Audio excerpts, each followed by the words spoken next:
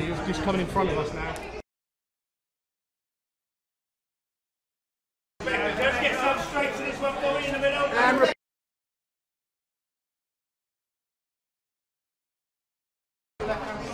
he's back to the end again.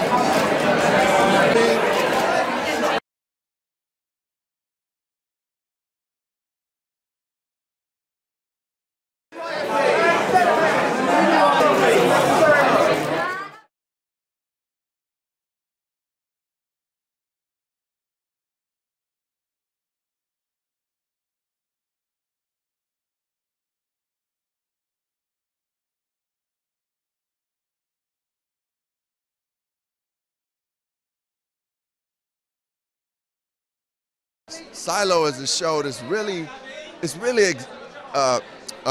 kind of a murder mystery in its own sense, but it takes place hundreds of years from now, and it's a real good examination on human life and who we are as human beings, because in the Silo we've been stripped of history, so people don't know what happened in the past. So it's no racism, it's no sexism, but it is classism, and what you're dealing with in the Silo is all the things that you've been told you have to live by.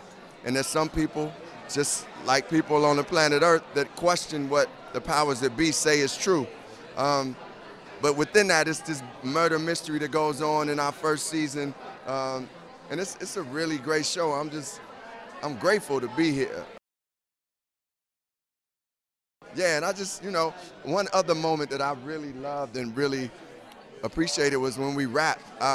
When I finished my season and they rapped me, I really got emotional because I really felt connected to our crew. I got to know them so well. I got to know our team and just our cast. And I did a freestyle for them, so it was fun.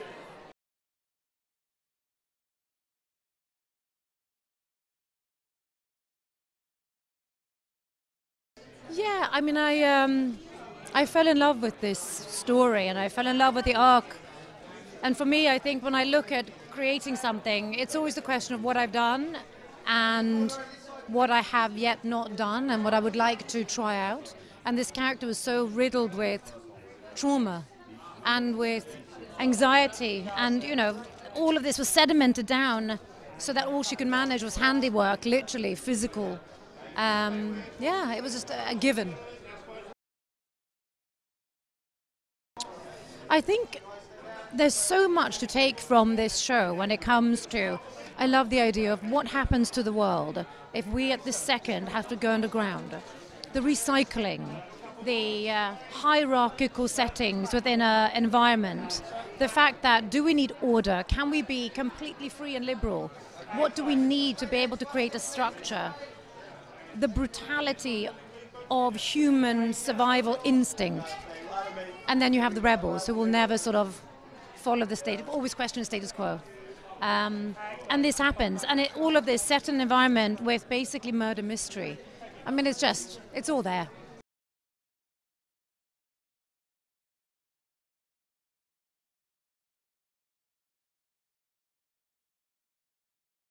I think that's the message of most entertainment, is how do you get people through a story to feel an emotion together, whether it's sadness or whether it's laughter or whether it's a common fear that we can all work through a problem with, or if it's a common anger that we can see a story and get angry about something.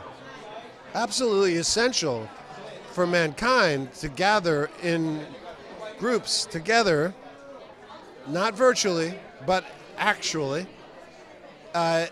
It's been that way forever.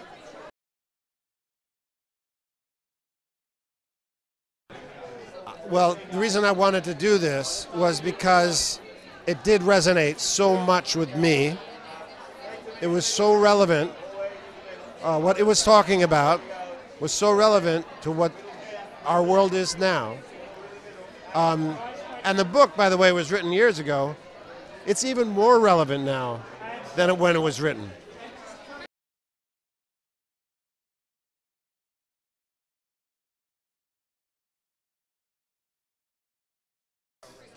silo is, what if we were all underground and we were told we could never go back outside? I got a wonderful script, and then I called my agents and I said, let's get Graham on the phone. I really want to be a part of it, and that's how it happened. And then I did an audition, and they liked me enough to say, yeah, come on. I think for me, good sci-fi always kind of makes you wonder about the world that we're living in right now. And so the way that truth is handled in this society I thought was really interesting. And then, I found Lucas a really charming and sort of kind and open-hearted character, which maybe I'm not all those things, so I wanted to give him a shot.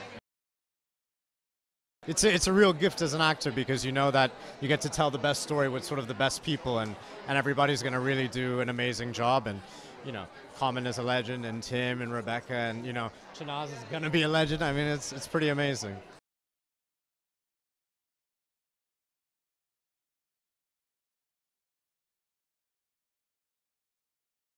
This show is thrilling, exciting, fun. Dude, I got to work with Rebecca so much. We did so many intense scenes. It's always a pleasure working with her, so I love that. Yeah. The whole cast is amazing, so it's great. Yes. And you're working with like heroes and people you really respect. It's a real gift, so it's awesome. Rebecca's relentless. They're all like, they will give anything to make the scene the best it can be. So it's like, you never stop. You always keep searching, which also lines up with the show. So,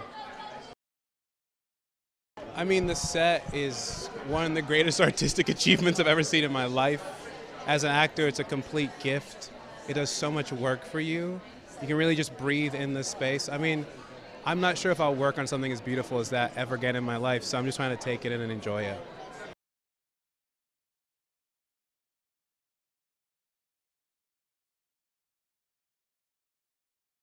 I just thought, how do we imagine such a situation and remain human? And it sort of felt apocalyptic, but it also felt very contemporary, because we're not wearing sort of Star Trek costumes. We're relatable in the way we look, and there was something about that I found fascinating. And also just it happened, we started doing it just shortly after lockdown and all that, and in the pandemic. And, it felt a bit like that, because it was like, these shocks to the Earth system and humanity do happen, and you felt, oh, actually, it's not a million miles from...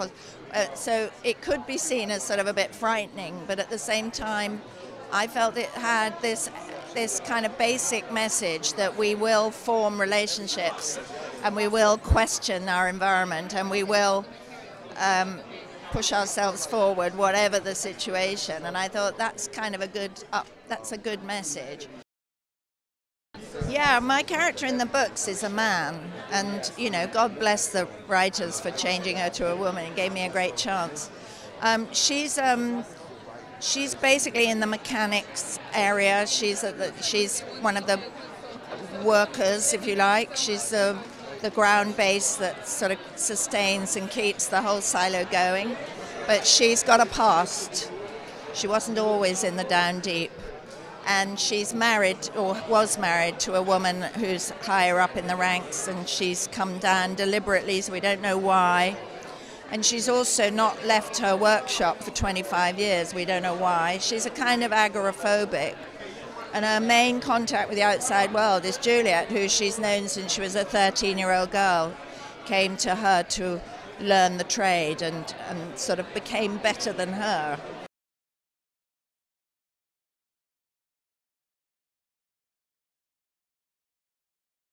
I mean, the pilot starts with a couple who just wants to have children.